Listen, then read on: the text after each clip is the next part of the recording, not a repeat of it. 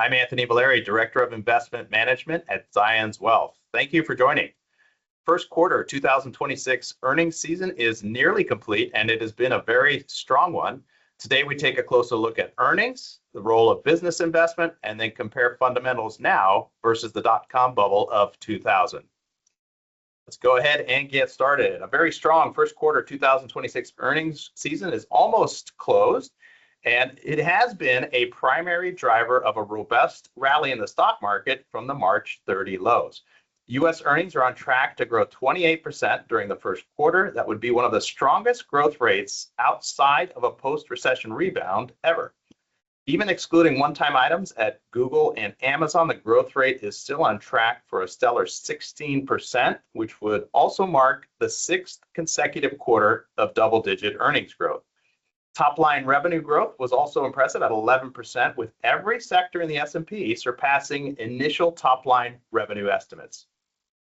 Earnings expectations going forward, represented by the gray bars here, have increased in response. In short, the strength in earnings provides support for additional equity market gains in 2026.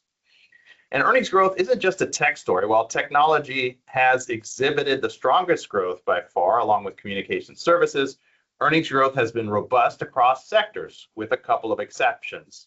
Energy and healthcare showed year-over-year declines, but within healthcare, only one sub-industry saw lower earnings, pharmaceuticals specifically.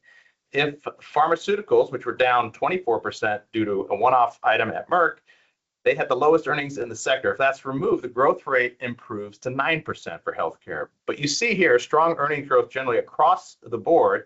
And again, we focus on earnings because they are a key driver of stock prices over the longer term, and therefore should be a focal point. Strong business investment has been one, but not the only key driver of earnings strength.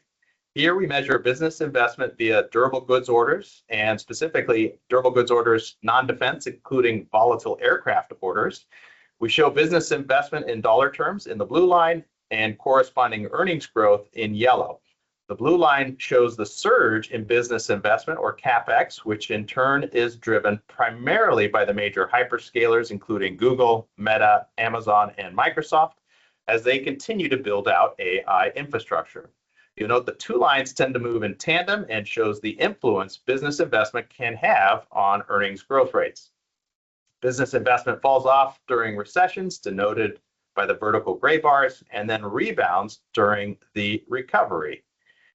It is notable, though, that the current strength in business investment is coming well after the normal post-recession rebound. In that regard, it's similar to 2018, when business investment surged. In 2018, earnings growth increased 19%, not too far off today's levels. Technology has been the main driver of increased business spending, but if the current pace is sustained, it will benefit other areas of the market, and already has.